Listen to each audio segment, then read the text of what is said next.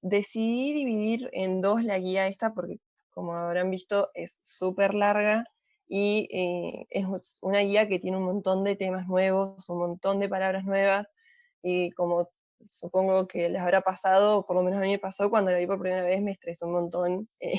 Entonces es una guía más o menos para ir aclarándola, la vamos charlando, y si tienen alguna duda preguntan por el chat o al final y la hablamos. Hoy vamos a hacer hasta el punto 11 y todos los sistemas movedores difusos y el tema del SARA lo vamos a ver el lunes. Así que esta es como la primera parte. Vamos a hacer el mismo sistema que hizo AUS, resolviendo punto por punto, ¿ok? Entonces vamos a hacer la guía de autoestudio, la parte de regulación neuroendocrina, la primera parte. Bien. Bueno, el caso clínico que les ponía, decía, llega a su guardia un paciente que ha sufrido un golpe fuerte en la cabeza. Lo traen en ambulancia y ante la duda del tipo de lesión tiene inmovilización cervical. El paciente perdió la conciencia inmediatamente después del golpe al caer de espaldas desde una escalera. La recuperó a los 2-3 minutos, pero no recuerda el golpe. Refiere mareo y cefalea. Después del examen físico y neurológico, lo dejan en observación y solicitan un ATAC, que resulta normal. El paciente toma bupropión como parte del tratamiento para cese tabáquico, conjuntamente con parches de nicotina. Bueno, el primer punto decía, como usted estudió en anatomía e imágenes normales, en la TAC se puede identificar estructuras óseas, lóbulos cerebrales, ventrículos, plexos coroideos, espacios aéreos, entre otros. Puede observarse en la TAC que el encéfalo está protegido por hueso y meninges. Estas últimas son 3 estructuras, ya estudiadas para usted en anatomía e histología, llamadas desde la más externa hasta la más interna, dura madre, aracnoides y pía madre. Si el paciente hubiera sufrido algún trauma, podría desarrollar un hematoma epidural antes de las meninges, un hematoma subdural entre aracnoides y dura madre, o un hematoma subaracnoideo entre aracnoides y pía madre. Bueno, el primer punto decía, a través de un modelo dibuje, esquematice estas estructuras e identifique dónde se ubicaría cada tipo de hematoma.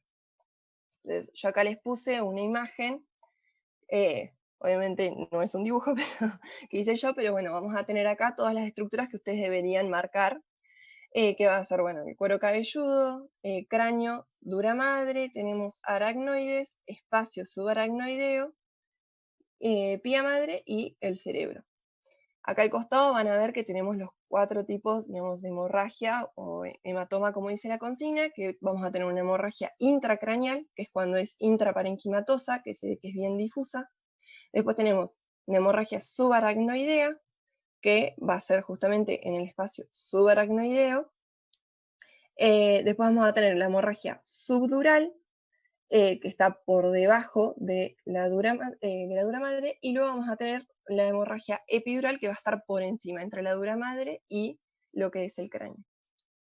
Acá les puse unas imágenes para que vean que como está en el dibujito, se ve así en las imágenes, en los estudios por imágenes. Acá tenemos un hematoma epidural, acá vamos a tener un subdural, y este va a ser el intraparenquimatoso. Bueno, después decía, a partir de las siguientes imágenes del ATAC normal de su paciente, identifique las estructuras señaladas con las letras A, B y C, sustancia gris, sustancia blanca y estructuras óseas. Acá les puse cuáles serían cada una de las partes que marca. La A serían la cisterna basilar, la B serían los ventrículos laterales, y la C es líquido cefalorraquídeo dentro de las fisuras encefálicas. Bueno, después obviamente van a marcar todo lo que son la sustancia blanca y la sustancia gris, bien pegada a todo lo que son las estructuras óseas. Después decía que el corte de TAC se está mostrando es un corte axial. Bueno, el punto 2 decía, las referencias espaciales posibilitan la descripción de cómo se disponen las estructuras y se identifican las mismas en cualquier animal cefalizado. Analice la siguiente imagen para repasar planos y ejes, y a partir de lo aprendido en anatomía, identifique los mismos en las siguientes imágenes humanas. Los principales planos son sagital, coronal frontal y axial transversal. Y los ejes cráneo-caudal, antero-posterior o dorso-ventral, látero-lateral o izquierda-derecha. Entonces acá les puse cuál sería cada uno, siendo A, B y C. A va a ser el plano sagital, con el eje cráneo-caudal. B va a ser el plano coronal o frontal, con el eje látero-lateral. Y la C va a ser plano axial transversal, con el eje antero-posterior. Esta parte la vamos pasando medio rápido porque son cosas, digamos, más bien de anato, pero bueno, había que hacerlo. Pues dice, en la TAC se deben repasar, perdón que se me... En la TAC se deben repasar las vistas del encéfalo, anterior, lateral, etc. Dice, señale en las siguientes imágenes qué tipo de vista es y justifica a través de la presencia o ausencia de estructuras que se observan. Te decía, señale en las vistas que corresponda el plano de corte del TAC de su paciente. Entonces acá puse A lateral, B superior, C inferior y D posterior. Decía, al lado de cada vista realice un modelo o dibujo que represente la misma, con los nombres de las estructuras que se observan. Yo acá les puse primero una imagen lateral, que vendría a ser esta, en donde tienen que marcar principalmente, digamos, los surcos de la sustancia gris, que es lo que habíamos visto, ¿se acuerdan? En anato, el lóbulo occipital, el frontal, parietal, los vamos a marcar todos, cerebelo, la protuberancia y el bulbo raquídeo, y luego la médula espinal. Eso es lo más importante, digamos, para repasar. Y luego de la cara inferior, vamos a tener también, que por ejemplo vamos a marcar otra vez las cisuras, como la cisura de Silvio, el surco interhemisférico, lóbulo temporal, cerebelo, entre otras estructuras. Luego, la siguiente consigna decía otro estudio imaginológico que ha estudiado en anatomía e imágenes normales que permite visualizar las estructuras del sistema nervioso en la resonancia magnética. Dice, en las siguientes imágenes identifique el plano que representa cada corte, la corteza cerebral, hay que colorearla. Dice, estructuras subcorticales que se observan, nómbralas y coloré las mismas. Y luego las estructuras del tallo tronco encefálico que observa, nombrarlas y coloré las mismas. Bueno, primero el plano de cada corte, el primero va a ser sagital, el segundo coronal y por último axial. Bueno, la corteza cerebral, otra vez volvemos a lo mismo con las estructuras con las que habíamos nombrado anteriormente. Y bueno, acá puse una imagen que justo es un corte sagital como el que tienen acá en la TAC, en donde, bueno, lo más importante a repasar van a ser las estructuras, digamos, de la sustancia blanca, que es importante para estos temas que se vienen de neuro. Entonces acá vamos a tener el tálamo, hipotálamo, el mesencéfalo, la protuberancia, vamos a tener acá el cuerpo calloso. Bueno, otra vez vamos a nombrar lo que son el lóbulo frontal, parietal, occipital, marcar el cerebelo, médula espinal. Y bueno, lo que veíamos también en las imágenes que nos había pedido marcar Cecilia, vamos a ver el ventrículo lateral.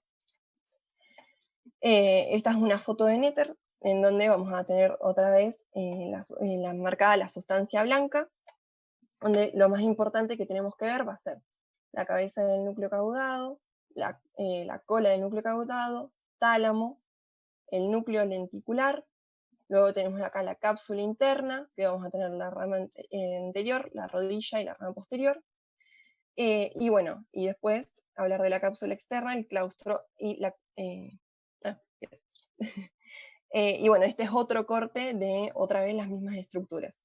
Esto lo paso bastante rápido, chicos, porque es, digamos, repasar otra vez anato, pero es importante que sepan dónde están ubicadas cada estructura, es volver a repasar todo otra vez neuro, porque después vamos a ir viendo que todas estas estructuras, vamos a ir viendo sus funciones y cómo se relacionan con la fisiología. La tercera consigna decía, como hemos revisado a través de las imágenes estudiadas, el encéfalo es la parte del sistema nervioso central que se localiza dentro del cráneo. Durante los procesos filo y ontogénicos se reconocen divisiones anátomo-funcionales, estudiadas por usted en embriología y anatomía.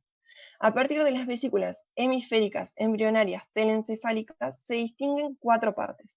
El palio-palio, que constituirá el cerebro olfativo, bulbo olfatorio y paleocórtex. El striatum, que dará lugar al cuerpo estriado. El arquipalio, que es la parte más medial del hemisferio, que junto con su recubrimiento cortical, arquiocórtex, formará el hipocampo. Y por último, el neopalio, que constituye la parte telencefálica de mayor tamaño, formando la superficie externa de los hemisferios. Por su parte, en el diencéfalo se pueden distinguir 4 estratos superpuestos que conformarán el tálamo e hipotálamo. Entonces acá nos ponía estos dibujitos y decía, a partir de sus conocimientos de embriología y anatomía, la información expresada y de los modelos adjuntos realiza un mapa conceptual con las divisiones del encéfalo, correlacionando con las formaciones embrionarias. Entonces yo acá les puse un mapa conceptual que, bueno, nosotros habíamos visto en embrio, allá hace un montón, que a partir del tubo neural se formaban 3 vesículas encefálicas de donde iban a comenzar a formarse cada una de las partes del sistema nervioso central. Las 3 vesículas que teníamos eran prosencéfalo, mesencéfalo y romencéfalo. El prosencéfalo se va a dividir a su vez en telencéfalo y diencéfalo. El telencéfalo va a dar origen a lo que son los hemisferios cerebrales, el palio al bulbo raquídeo y paleocórtex, el striatum al cuerpo estriado, el arquipalio al arquicórtex y al hipocampo, y el neopalio a las superficies externas de los hemisferios. A su vez, el diencéfalo va a dar origen al tálamo, hipotálamo, tercer ventrículo, epitálamo y subtálamo. Luego, otra vesícula va a ser el mesencéfalo, que va a dar origen al metencéfalo, que va a ser el cerebro medio, y va a tener dentro de este el acueducto de Silvio. Y por último tenemos el rombencéfalo, que se divide en metencéfalo y mielencéfalo, en donde el metencéfalo va a dar lugar a la protuberancia y al cerebelo, y el mielencéfalo al bulbo raquídeo y a la médula espinal. Entonces, así como bien general. El cuarto punto decía, las estructuras telencefálicas y diencefálicas mantienen una amplia red de comunicación que es parte importante de la regulación neuroendocrina. Las interrelaciones se complejizan, al igual que las funciones, al conformar un sistema córtex límbico hipotálamo hipófisis, integrando también las funciones del sistema nervioso autónomo. El hipotálamo está conformado por núcleos que presentan gran variabilidad morfofuncional que se regulan entre sí. Esta intrincada estructura hipotalámica refleja su rol como principal centro integrador de todas las funciones vitales. La siguiente tabla expresa las funciones de los principales núcleos hipotalámicos y su ubicación por zona y región. Entonces acá nos ponían este cuadrito en donde vamos a tener los núcleos del hipotálamo, la zona en la que se encuentra, la región que constituyen y las funciones principales. Yo sé que esto es un montón de información y que son un montón de nombres nuevos y que generan como mucho estrés cuando lo vemos por primera vez, pero quédense tranquilos que ahora es como un pantallazo general y a medida que vayan viendo cada eje de regulación hormonal con endocrino, van a ver que se les va a ir haciendo cada vez más fácil, así que no se vuelvan locos, ahora es como para tener una idea en dónde están ubicados y qué existen, ¿ok? Entonces acá les puse un dibujito que es lo que tienen que hacer en el punto, que es identificar cada uno de estos núcleos, en donde, bueno, acá vamos a tener el cuerpo calloso, los pongo como en contexto, acá está el dibujito en grande, pero bueno, acá tenemos el cuerpo calloso, el tálamo, entonces acá tenemos el hipotálamo y acá tenemos la hipófisis, ¿bien? Y acá está el quiasma óptico. Bueno, van a ver que acá tenemos, por ejemplo, el núcleo arcuato, vamos a tener el núcleo ventromedial, vamos a tener después el núcleo dorsomedial, núcleo hipotálamo anterior, el núcleo paraventricular, el preóptico medial, este es el supraóptico y el supraquiasmático. Yo sé que ahora es como muy raro y muy abstracto todo, pero de a poquito los vamos a ir aprendiendo. Acá hice un cuadrito porque decía que tenías que relacionar el núcleo del hipotálamo con la hipófisis. Entonces acá les puse un cuadro en donde van a tener la hormona hipotalámica que se libera, el núcleo hipotalámico desde donde se libera, a qué va a estimular a nivel de hipófisis y qué hormona va a liberar la hipófisis y cuál va a ser la acción, digamos, esto es a grandes rasgos, a nivel del organismo. Entonces, primero tenemos la hormona liberadora de tirotropina, que es la TRH, que se libera del núcleo paraventricular y que a nivel de hipófisis va a estimular la liberación de TSH.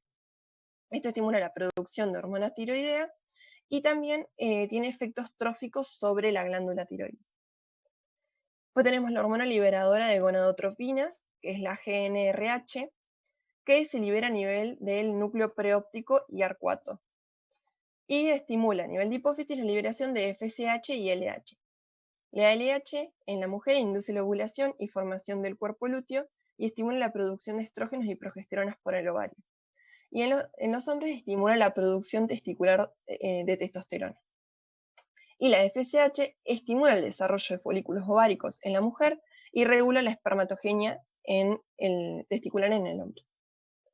Luego tenemos la hormona liberadora de corticotropina, que es la CRH, que se libera del núcleo paraventricular. A nivel de la hipófisis, esta estimula la liberación de ACTH y corticotrofina, que estimulan la generación de glucocorticoides y andrógenos en las glándulas suprarrenales. Después tenemos la hormona liberadora de la hormona de crecimiento, que es la GHRH, que se libera del núcleo arcuato, y que a nivel de la hipófisis estimula la liberación de la hormona de crecimiento y somatotrofina. Esta estimula el crecimiento corporal, estimula la secreción de IGF-1, estimula la lipólisis e inhibe las acciones de la insulina en el metabolismo de los hidratos de carbono y lípidos. Luego tenemos la hormona inhibidora de la prolactina, que esta es la dopamina, que se libera del núcleo arcuato. No libera ninguna hormona a nivel de hipófisis, sino que tiene su acción local e inhibe síntesis y secreción de prolactina por las células lactótropas. Esto lo vamos a ver un poco más adelante porque este era uno de los puntos. Luego tenemos la oxitocina, que se libera del núcleo paraventricular, y esta se libera a nivel de la neurohipófisis. Genera dilatación del canal de parto y estimulación de la bajada de leche. Y por último tenemos la hormona antidiurética o la ADH, que se libera del núcleo paraventricular y supraóptico, que se almacena a nivel de la neurohipófisis y va a regular el balance de fluidos. Bueno, el punto número 5 decía, al paciente del caso se le inmovilizó la región cervical. Eso da referencia de la importancia de dicha región íntimamente relacionada con el cableado, que conecta los centros integrados del sistema nervioso central con los órganos y estructuras somáticas y viscerales, constituyendo el sistema nervioso periférico. Dice, aplicando sus conocimientos de neuroanatomía, responda. Si su paciente hubiera sufrido una sección de la médula espinal en un lugar inmediatamente rostral a su engrosamiento cervical, el sujeto. Dice, conteste verdadero o falso. Acá rostral lo tipo entendido como superior, digamos, porque nosotros somos mamíferos y por el dibujito que nos había puesto Cecilia, rostral sería superior. Así que esta lesión sería más o menos a nivel del bulbo raquídeo.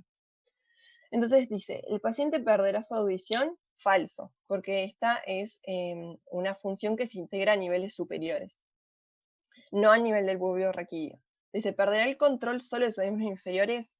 Falso, porque perderá tanto el control de motor de miembros inferiores como superiores. Pues dice, ¿perderá el control voluntario de la micción y la defecación? Verdadero. Después dice, perderá todo el control motor y no podrá percibir sensaciones desde el cuello hacia caudal. Esto también es verdadero, porque como nosotros sabemos, todas las partes de digamos, todas las propiocepción y también todo el control motor, todo va por médula espinal. Entonces, si tenemos una sección a nivel del bulbo raquídeo, toda esta información no va a llegar a las porciones superiores, entonces no se podrá integrar, entonces el paciente perderá control motor y también perderá la posibilidad de percibir sensaciones. Pues podrá caminar con bastón, falso, porque como dijimos, perderá todo control motor, y podrá mantener relaciones sexuales normalmente, falso, por lo mismo. Pues decía, su respuesta evidencia que la región rostral al engrosamiento cervical es uno de los sectores más primitivos del encéfalo de los mamíferos, y como tal integra funciones primarias vitales. ¿Cuáles de las siguientes funciones se integran en esta región? Conteste verdadero o falso. Comprensión del lenguaje oral y escrito, falso, porque esta también es una función superior. Identificación de melodías, también falso. Control de la respiración, verdadero, porque como van a ver en la siguiente clase, con Facu, que es otro ayudante, el control de la respiración tiene nivel a la altura del bulbo raquídeo. Pues reconocimiento de imágenes visuales, falso, porque también es una función superior. Control de la temperatura corporal, falso, porque esto se realiza a nivel del hipotálamo. Control de la conciencia, falso, por lo que vamos a ver también el lunes. Y después, cálculo matemático, falso, porque es una función superior. Y control de parámetros hemodinámicos, verdadero, porque a nivel del bulbo raquídeo, como habíamos visto, tiene gran implicancia con el nervio vago.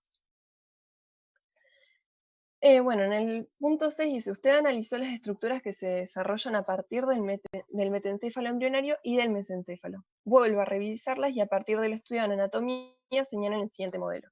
Dice, ubique el núcleo del tracto solitario y señale sus funciones. Acá les puse esta imagen de los pares craneales porque es importante que los vuelvan a repasar, por más de que sea aburrido, está bueno que lo vuelvan a ver. Primero porque es importante y además porque para más adelante es clave tenerlos frescos.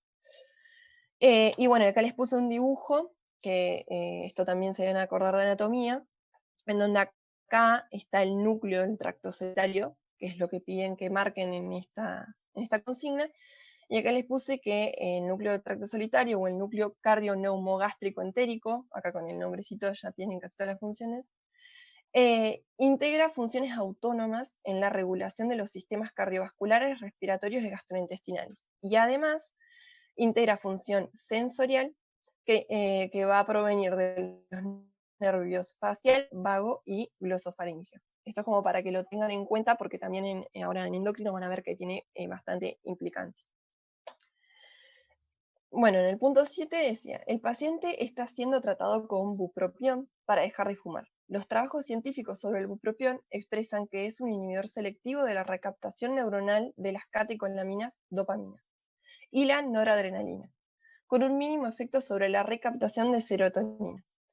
Los trabajos publicados expresan que probablemente este fármaco incremente los niveles extracelulares de dopamina al inhibir el transportador de membrana DAT y al incrementar la función del BMAT2, que participa aumentando el pool presináptico de dopamina disponible para ser liberado.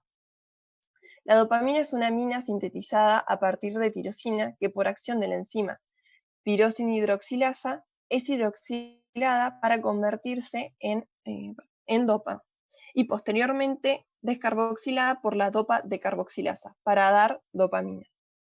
La dopamina ejerce sus acciones sobre receptores acoplados a proteína G, divididos en la familia D1, subtipos D1 y D5, acoplados a proteína GS, que estimulan la formación de AMP cíclico, y la familia D2, que va a ser D2, D3 y D4, acoplados a proteína GI, que inhiben la formación de AMP cíclico. Parte de la dopamina liberada es recaptada por la membrana presináptica y también por la membrana postsináptica y glial, a través de transportadores específicos DAT. La dopamina recaptada es convertida por la enzima MAO o monoaminooxidasa presente en las mitocondrias de la neurona obliga, en ácido dihidroxifenilacético o DOPAC. También participa en el metabolismo de la enzima citosólica catecol o metiltransferasa COM, que pasa DOPAC a ácido homovanillandélico, o HBA, principalmente en glía. Estos mecanismos enzimáticos también actúan en el espacio sináptico. Un menor porcentaje de la dopamina liberada es recaptada y reciclada en vesículas en la terminal presináptica o del espacio sináptico.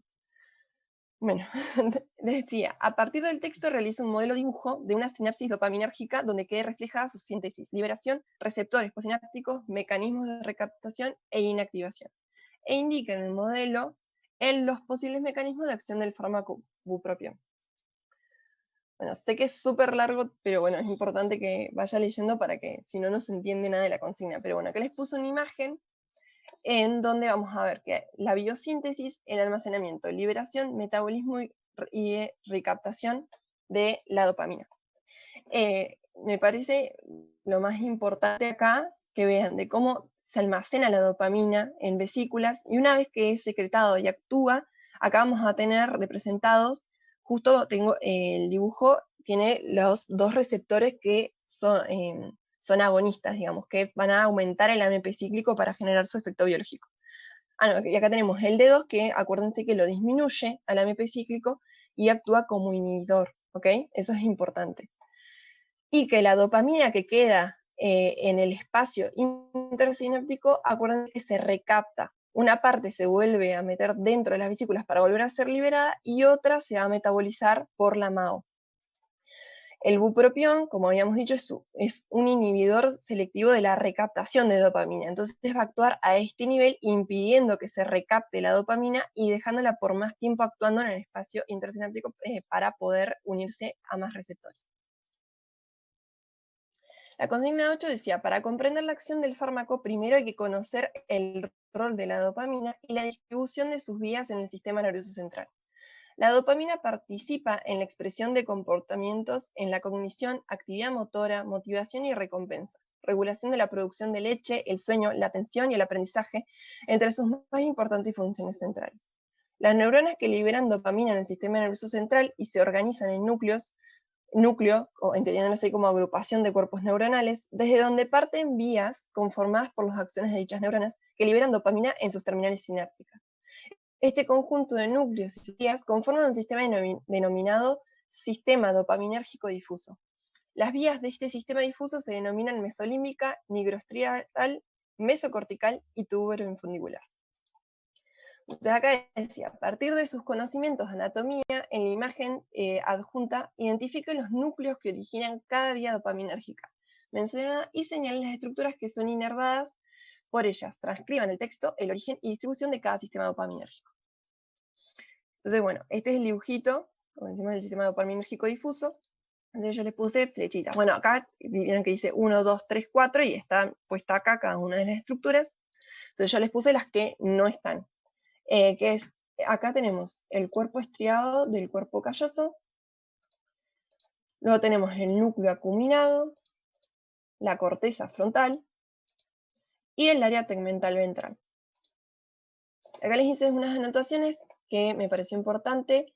El área tegmental ventral va a estar implicado en el temperamento, en el procesamiento de memoria, sueño y cognición, y la sustancia negra, que está acá, participa en lo que es la motivación, placer y euforia, función motora fina y preservación. Bueno, acá vamos a ir completando desde dónde hasta dónde va cada una de las zonas que nombra en el textito, que conforma el sistema dopaminérgico difuso. La mesolímbica va a ir desde el área ventral segmental, amígdala y núcleo cumbens, que sería esta primera, que va desde el área tegmental ventral hacia amígdala y núcleo cumbens. Después el mesocortical, que va desde el núcleo del raspe hasta la corteza prefrontal. El núcleo del raspe se ubica a este nivel y va hacia la corteza prefrontal. La nigroestriatal va desde la sustancia negra hasta el cuerpo estriado del cuerpo calloso. Desde la sustancia negra hasta el cuerpo estriado del cuerpo calloso. Y por último tenemos la tubera infundibular, que va desde el núcleo cuarto dorso medial del hipotálamo a la eminencia media, que esta forma parte de la hipófisis. Acá está el núcleo arcuato y acá se va a ubicar la eminencia media. ¿Okay? No entren en crisis, esto no se lo tienen que saber de memoria para nada, es como un pantallazo para que entiendan qué estructuras están implicadas y más o menos por dónde se mueve. Pero en serio, no se vuelvan locos, no quieran aprenderse de memoria porque no sirve de nada. Pero esto es para que ustedes puedan entender lo que viene después. Pues dice, a partir del origen anatómico de las vías dopaminérgicas y su distribución en el sistema nervioso central, que muestra el modelo de arriba, y releyendo el texto antes presentado, hipotetice las funciones que cumpliría cada una de las vías. Entonces yo acá les puse que la vía mesolímbica está implicada en los estados de ánimo. Les puse esquizofrenia porque es el área que se parece, o sea, al parecer, se ve afectada en los trastornos de esquizofrenia, y también está implicada en lo que es adicciones. La mesocortical está relacionada con las emociones, la cognición y la afectividad. La nigroestriatal está involucrada en el control, regulación y planificación del acto motor y va a ser la zona que se afecta en el Parkinson. Así que también es algo interesante que van a ver que más adelante lo van a ver también en fisio. Y por último, la tuberoinfundibular está implicada en la regulación de la liberación de prolactina principalmente. No es su única función, pero esta es en la que nos vamos a enfocar por ahora. El punto 9 decía, la vía tuberoinfundibular, que es la que habíamos marcado antes, es un sistema neuroendocrino dopaminérgico compuesto por neuronas ubicadas en el núcleo arcuato dorsomedial del hipotálamo. Esto de las regiones no le den mucha bolilla, es para el estudio, pero nosotros acá no le llevamos el apunte. Dice que tiene axones cortos que terminan en la zona externa de la eminencia media, cerca del plexo capilar primario de los vasos portales que irrigan la hipófisis anterior. La dopamina liberada allí es transportada por los vasos portales largos hacia el lóbulo anterior de la hipófisis. Estas neuronas tuberoinfundibulares dopaminérgicas reciben el nombre de TIDA y actúan sobre sus receptores D2, que recuerden que son inhibitorios, en la hipófisis, regulando la síntesis y liberación del péptido derivado de la propiomelaanocortina o POMC y la prolactina, de manera inhibitoria. Otro grupo de neuronas dopaminérgicas del núcleo arcuato y de la parte ventral del núcleo periventricular anterior proyectan directamente sobre los lóbulos intermedios y posterior neural de la hipófisis y se denomina haz tuberohipofisiario dopaminérgico THDA. Esta vía regula también hormonas de la hipófisis, ya que la dopamina descargada en el lóbulo neural alcanza la hipófisis anterior por los vasos portales cortos. Entonces decía que con toda esta información lo representemos en un dibujo. Y este es el dibujo, que sé que parece un montón, pero no es tan así. Esto es la zona del hipotálamo y esta es la hipófisis. Acá tenemos la neurohipófisis y acá tenemos la adenohipófisis. Y esta es la zona intermedia, digamos, entre ambas. Acá lo que está mostrando el dibujo son las neuronas TIDA y las THDA y PHDA, que estas no están en el texto, pero que igualmente más adelante las van a ver, pero cumplen la misma función que las THDA, así que no se desesperen tampoco. Bueno, acá vamos a tener la eminencia media, el plexo capilar del que hablaba el texto, y acá están los vasos portales largos, ¿ok? Entonces acá decía que las TIDA son neuronas que van a liberar dopamina a el plexo capilar y van a ir a partir de ahí a lo que es la adenohipófisis, ¿ok? Para regular la liberación de prolactina. Y también vamos a tener la THDA y la PHDA, que son dos tipos de neuronas que sus cuerpos van a estar ubicadas en el hipotálamo, pero sus axones y sus terminales van a estar en la neurohipófisis y en la zona intermedia. Recuerden que la neurohipófisis se llama así porque no es que acá van a haber liberación de hormonas, sino lo que ocurre es que es la terminal de neuronas que están ubicadas en el hipotálamo y ahí van a liberar las hormonas, no es que se almacenan, ¿ok? Bueno, esto es lo que tenían que hacer en el dibujito. Para toda la información, no la saquen de otros libros, sino que quédense con lo que dicen los TPs porque con eso les alcanza y les sobra y es lo que tienen que saber. Así que no se vuelvan locos buscando más información. El punto número 10 decía, el sistema dopaminérgico tuboinfundibular regula principalmente la liberación de prolactina. Esta regulación es un mecanismo de retroalimentación de asa corta, ya que no posee señales de retroalimentación negativa que provengan de órganos blancos periféricos, como los mecanismos de retroalimentación de asa larga. Te decía, el siguiente es un modelo de esta regulación neuroendocrina, escribe un texto que lo justifique. Entonces acá tenemos, digamos, graficado otra vez lo que vimos en la diapo anterior. Yo les puse el textito, digamos, de lo que habría que explicar, pero bueno, dice, las neuronas TIDA, acuérdense que son las que liberan dopamina a los vasos del plexo, me decía, ubicados a nivel hipotalámico, secretan dopamina a la altura de la eminencia media. Desde allí la dopamina se transporta hacia el lóbulo anterior de la hipófisis, donde actúa a nivel de los receptores D2 inhibitorios inhibiendo la liberación de prolactina, que es lo que está marcado acá. Ahora, les puse un dato porque no sé si ven que acá hay una retroalimentación, que no tiene si es positiva o negativa, porque acá lo explico.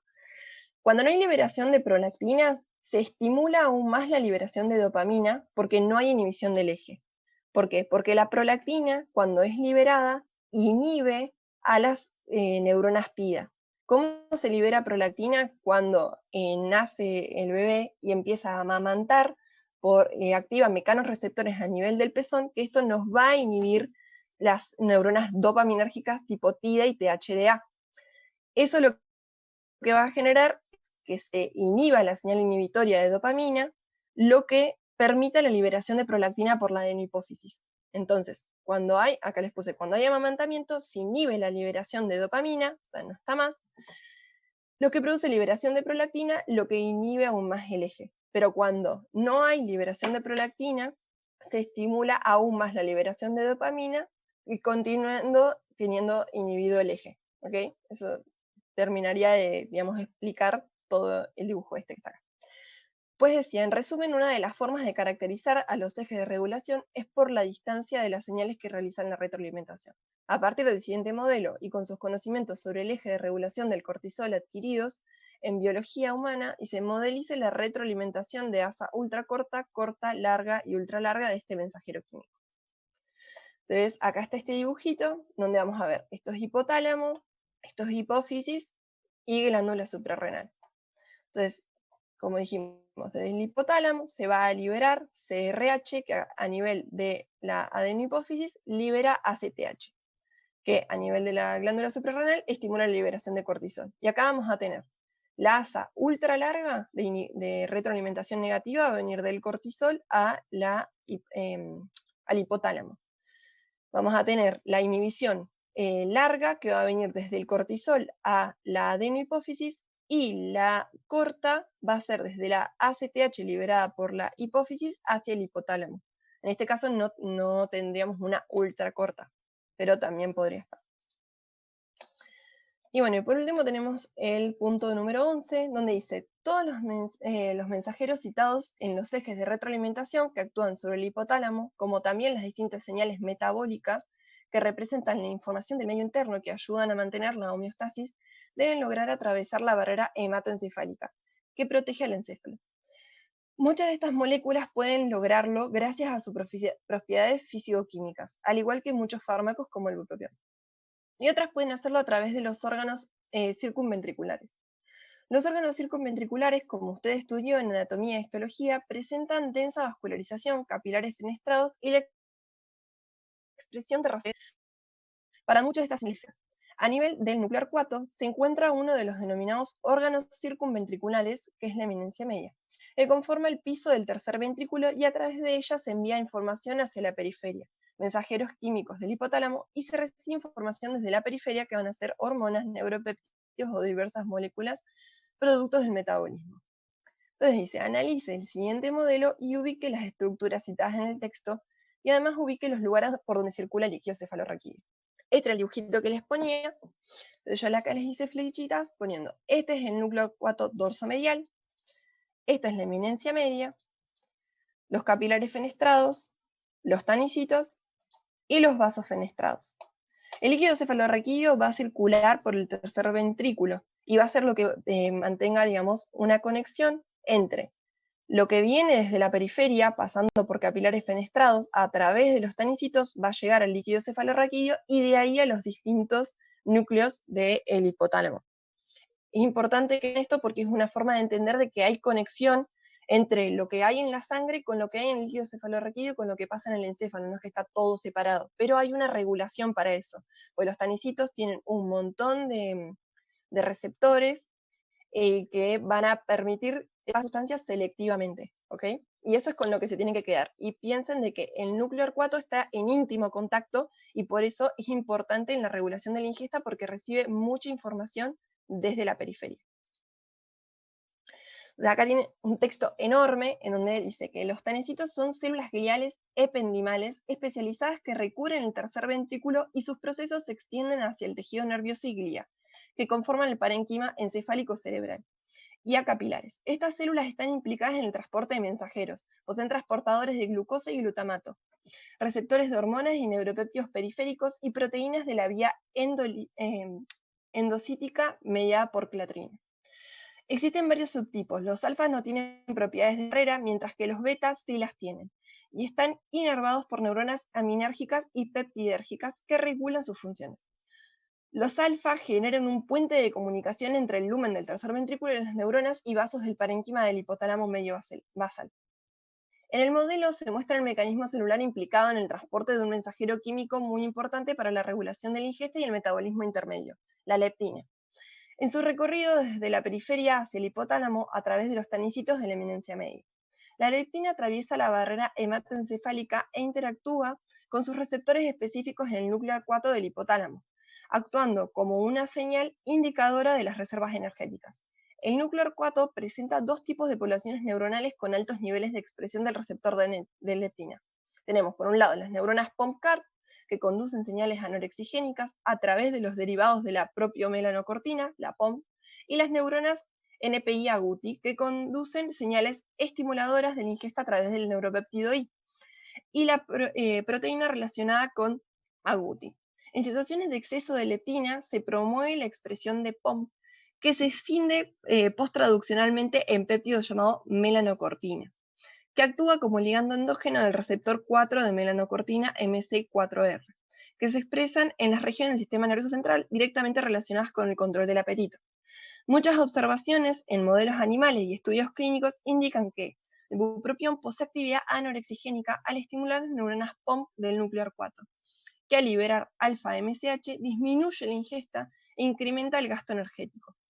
Estas neuronas POM también liberan al clivar a la preprohormona beta-endorfina, que generan una retroalimentación autoinhibitoria y disminuyen el efecto anorexigénico de MSH, limitando las propiedades del bupropión como fármaco para el control de la obesidad.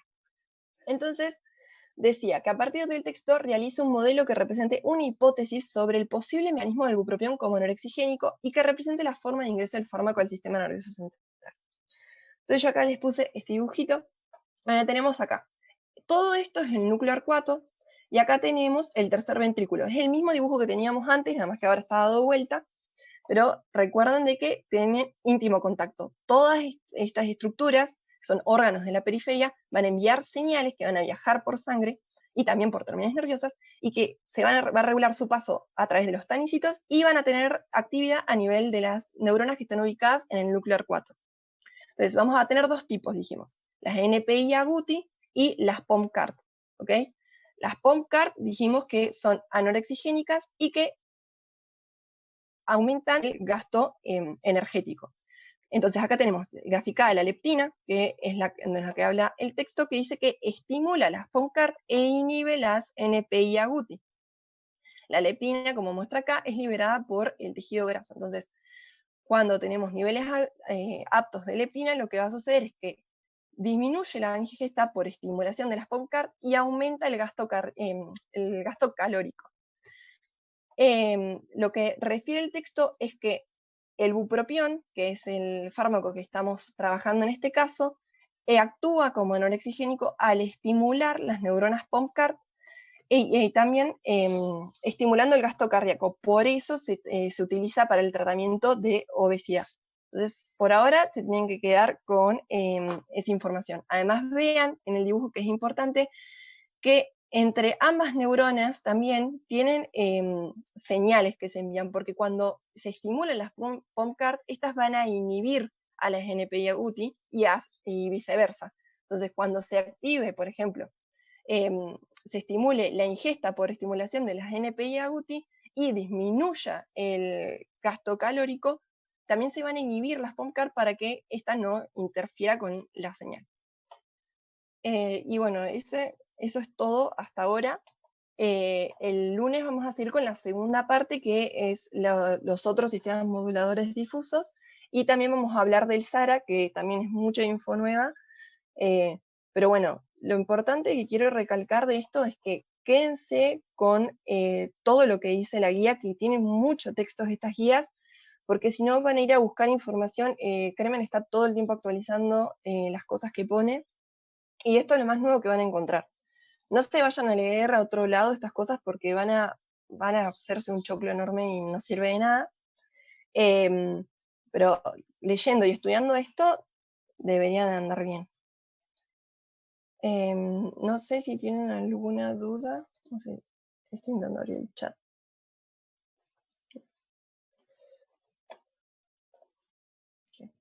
Sí, sí.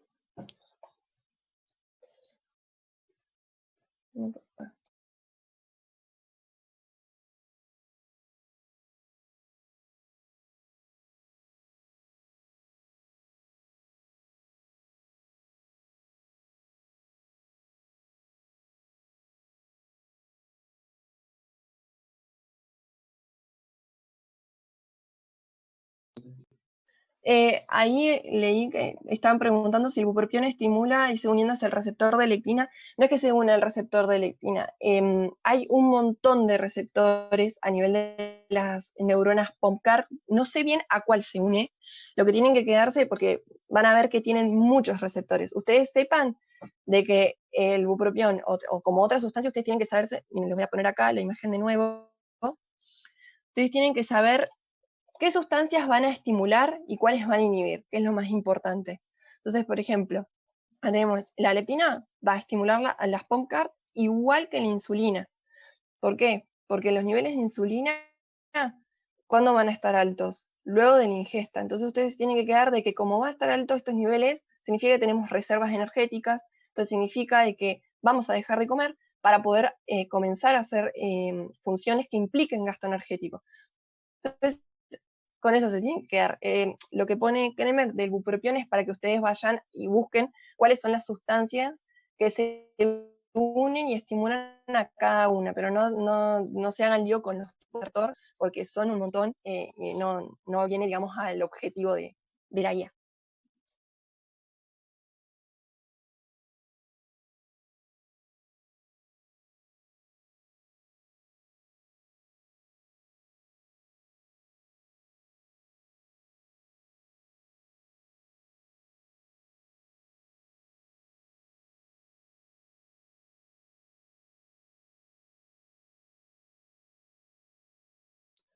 Bueno, voy leyendo todo lo que ponen.